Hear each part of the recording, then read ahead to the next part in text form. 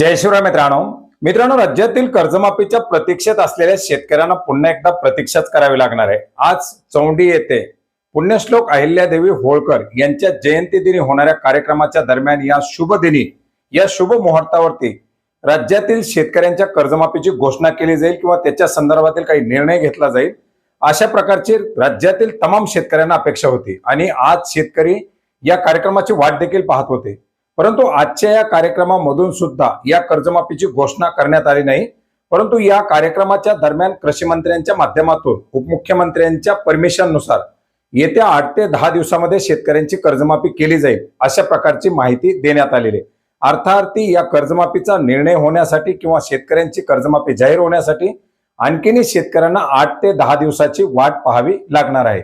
मित्रांनो, एकंदरीत या कर्जमाफीचा GR येणं, याच्या माध्यमातून अटी शर्ती पात्रता निकष लावणं हे अतिशय गरजेचे आहे, कारण याच्यानंतरच कोणते शेतकरी पात्र होणार आहेत, कुणाला दिलासा मिळणार आहे, किती कोटीची कर्जमाफी असणार आहे, हे सर्व निश्चित होणार आहे। याच्यानंतर बँकांना पुढच्या ऑडिटच्या प्रक्रिया पार पाडायच्या, त्याच्यानंतर याद्या तयार करायच्या, त्याच्यानंतर पुन्हा त्या शेतकऱ्यांचं ऑथेंटिकेशन करायचे, व्हेरिफिकेशन करायचे, या सर्व प्रक्रिया पार पाडण्यासाठी खूप मोठा कालावधी लागणार आहे। आणि याच्यामध्ये आता जर शासन असा 8 दिवस 4 दिवस आणि 10 दिवसाचा जर वेळकाढूपणा करत असेल तर मात्र शेतकऱ्यांना खरीपाच्या हंगामापूर्वी दिलासा मिळण्याची जी शक्यता आहे ती आता कुठेतरी धूसर होत चाललेली आहे।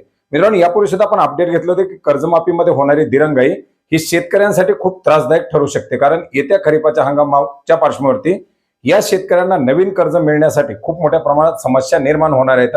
आता या पार्श्वभूमीवरती आजचा गेलेला दिवस सुद्धा शेतकऱ्यांसाठी एक मोठं नुकसान ठरू शकतो।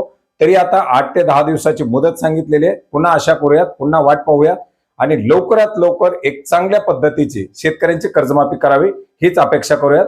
याच्या संदर्भातील आता पुढचे जे काही अपडेट येईल ते अपडेट सुद्धा आपण जाणून घेण्याचा प्रयत्न करूयात। भेटूयात नवीन माहितीसह, नवीन अपडेट्ससह। धन्यवाद।